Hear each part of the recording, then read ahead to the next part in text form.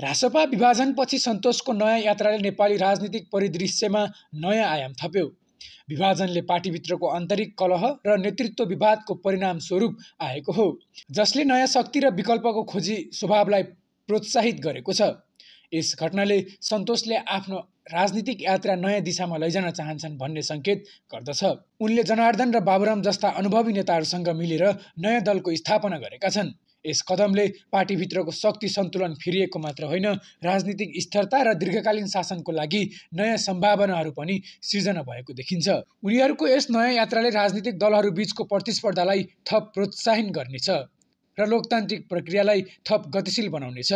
यसले नेपालको राजनीतिक तनावमा नयाँ विकल्पहरू र परिवर्तनको सङ्केत प्रदान गरेको छ, जसले दीर्घकालीन स्थिरता र समावेशी विकासको मार्गमा महत्त्वपूर्ण भूमिका निभाउने अपेक्षा गर्न सकिन्छ।